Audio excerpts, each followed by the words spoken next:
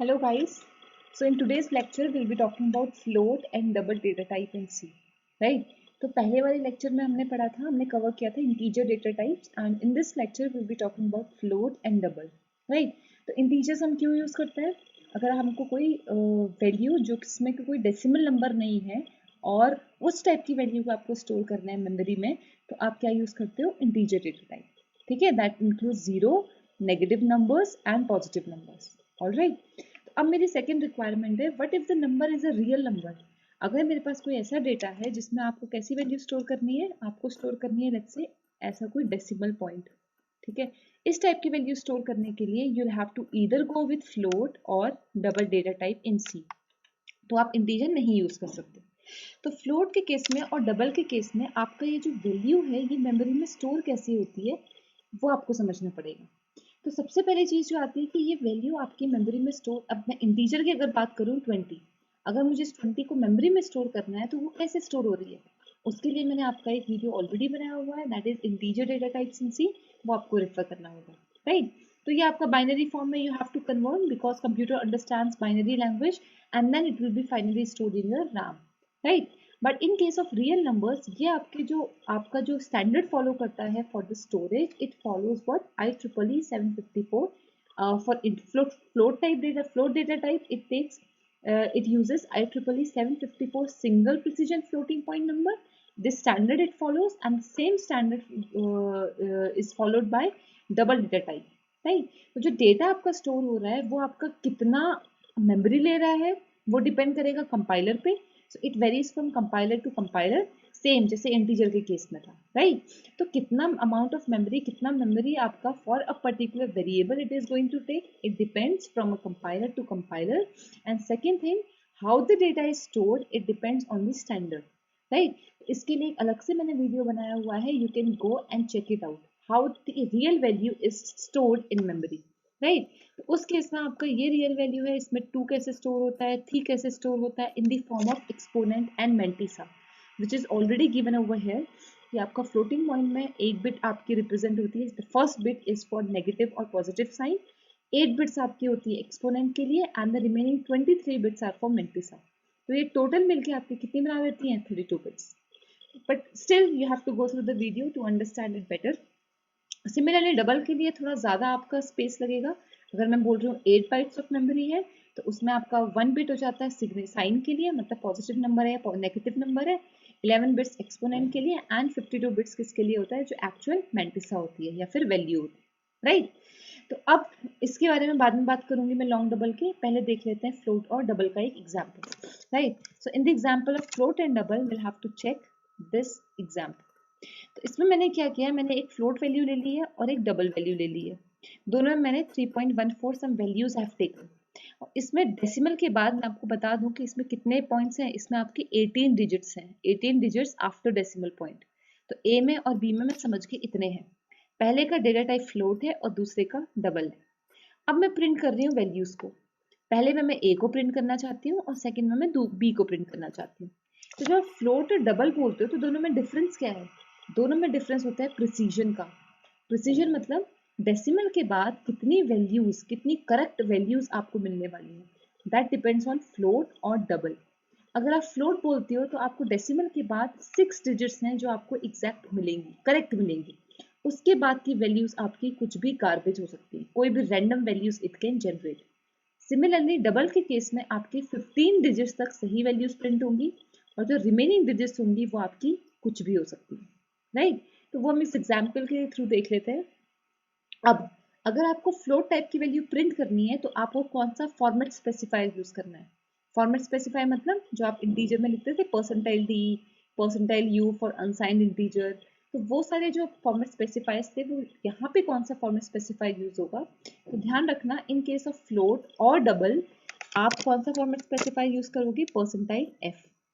Even if you are aware of L F, तो print के case में it is not going to be affected. वो आपका दोनों सेम ही वैल्यू प्रोवाइड करेगा. राइट?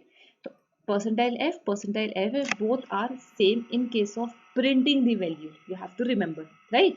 तो अगर मैं प्रिंट कर रही हूँ किसको? एक ए की वैल्यू को which is a float type, तो भी आप परसेंटाइल एफ यूज कर सकते हो. अगर आप B प्रिंट कर रहे हो which is of double type तो भी आप परसेंटाइल F यूज कर सकते हो. Now the difference comes here. अगर आप परसेंटाइल F यूज करते हो तो in percentile F before this value F you can write decimal point और इसके आगे आप लिखते हो कुछ विथ, राइट. अगर मैं लिखती हूँ 5 तो इसका मतलब होता है कि डेसिमल के बाद मुझे सिर्फ 5 वैल्यूज चाहिए. I want to see only 5 digits after decimal point. अगर मैं लिखती हूँ 10 तो I want to see only 10 digits after the decimal point. इसका आपका फ्लोट और डबल से कोई लेना देना नहीं है. अगर मैं यहाँ लिखूँ 0.2 तो इसका मतलब मुझे सिर्फ स्टार्टिंग की 2 वैल्यूज को देखना है. If you want to print this, you can quickly print this, compile this program using GCC and then you'll be able to see the output.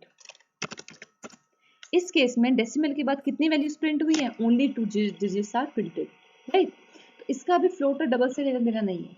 वो तब होगा जब आपकी वैल्यूज थोड़ी एक्सटेंड हो जाएगी. अब मैं बोलती हूँ मुझे डेसिमल के बाद मेरा प्रिसीजन मुझे ज़्यादा चाहिए, मतलब you are dealing with some scientific calculation और उस साइंटिफिक कैलकुलेशन के लिए मुझे डेसिमल के बाद 18 डिजिट्स की वैल्यू देखनी है and I want these values to be correct. तो उस केस में मैंने लिख दिया 0.18 और दूसरी लाइन में भी मैं लिख देती हूँ 0.18. अब इस बार डिफरेंस क्या है? ए मेरा फ्लोट टाइप का है, बी मेरा डबल टाइप का है. तो now you will be able to see the difference. Whenever you are changing any modifying the content, you have to compile the program again and then you have to execute it. दोनों में difference अब ध्यान से देखना. ए किस type का था? Float type का. तो डेसिमल के बाद 6 डिजिट्स तो आपके करेक्ट आए होंगे. 141592, 141592. इसके बाद यहाँ पे है 6535, यहाँ पे है 7410. तो 6 प्लेसेस के बाद 6 डिजिट्स के बाद वैल्यूज आपकी चेंज हो गई है. तो some garbage value it is generating, right. क्यों? क्योंकि आपकी फ्लोट का प्रिसीजन कितना है? 6 डेसिमल प्लेसेस. डेसिमल के बाद 6 डिजिट्स, राइट. सेम चीज अगर मैं बी के साथ बोलूँ तो यहाँ आपका 15 डिजिट्स तक सही वैल्यूज होंगी. 3 तक आप देखो सेम वैल्यूज है. 738600 से रिप्लेस हो गया. तो इसका मतलब 15 तक की डिजिट्स आपकी सही आएंगी, उसके बाद की आपकी गड़बड़ हो सकती है. तो ये डिफरेंस है प्रिसीजन का. अगर मैं फ्लोट बोलती हूँ तो मेरा कितना प्रिसीजन है? 6 का. अगर मैं डबल बोलती हूँ तो कितना प्रिसीजन है? 15 का. So this thing you have to remember while you are working with float and double data types. So it is generally recommended कि आप float के आप double के साथ जा सकते हो, क्योंकि in general if you are dealing with normal calculations also sometimes you need more precision, right? So double is pretty much okay with it. Like if you are doing a very basic calculation तो आप float use कर लो. अगर आपको लग रहा है थोड़ी सी heavy calculation है तो आप double पे जा सकते हो.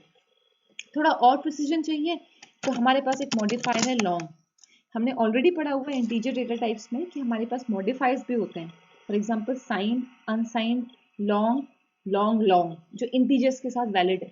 बट डबल के साथ या आपके फ्लोट डेटा टाइप्स के साथ या रियल वैल्यूज के साथ सिर्फ एक ही मॉडिफायर एप्लीकेबल है, दैट इज लॉन्ग.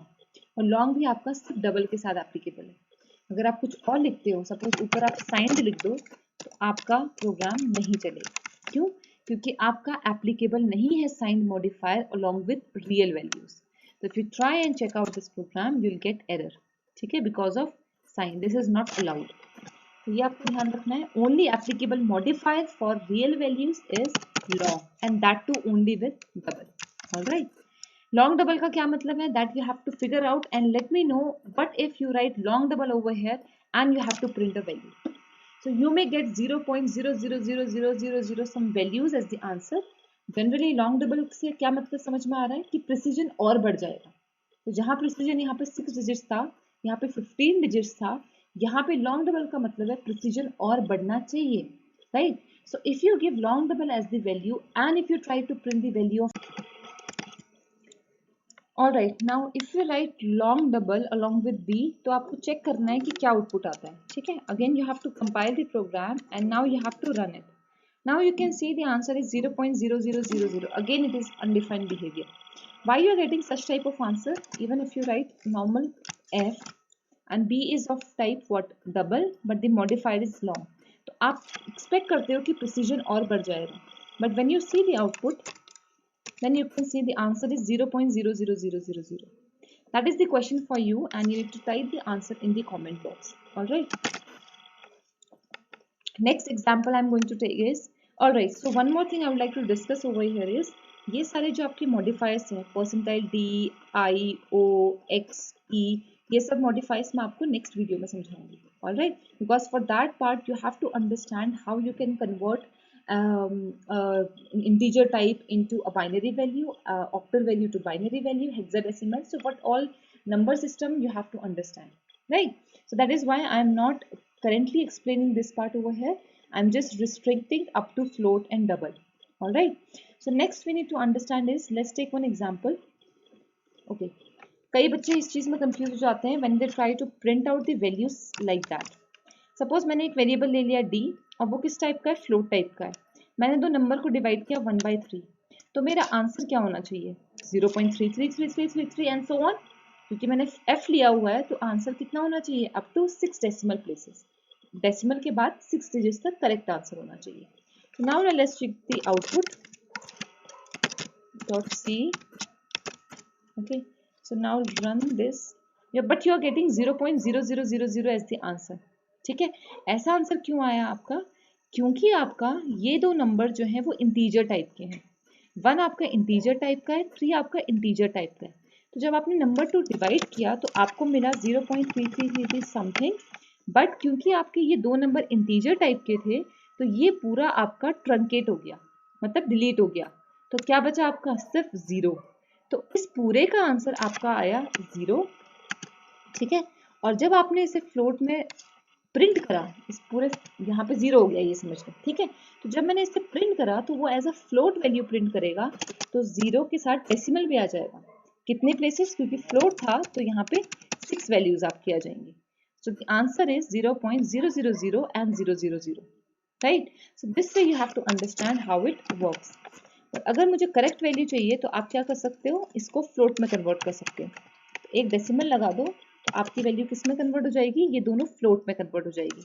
तो अब ये रिप्लेस करके क्या हो जाएगा, 0.3333 एंड सो ऑन. तो this way you will get a different answer. Alright, so 1.0 divided by 3.0. So let's check the output. So this time the answer is correct. So ये छोटी छोटी चीज़ें हैं जो आपको ध्यान रखनी है while you are working with real numbers, and especially you need to remember the precision. तो फ्लोट डबल का मतलब ये नहीं है कि मेमोरी में कितना वो स्पेस ले रहे हैं, वो तो एक एडिशनल पार्ट है ही है कि कितना स्पेस आप लेते हो मेमोरी में. तो उसके अलावा प्रिसीजन का मेन मैटर यहाँ पे आता है कि डेसिमल के बाद कितनी वैल्यूज आप देखना चाहते हो. ठीक है, कितनी करेक्ट वैल्यूज आपको चाहिए. So that part you have to remember and do comment on the video regarding this part, जो मैंने अभी आपको समझाया कि आपका 000 why you are getting the value like that. Alright, so one by one this video lectures are going to be uploaded, जिसमें आपको एक एक करके मैं समझाऊंगी कैसे ये चीज़ें वर्क करती हैं. So I hope this part is clear. Thank you.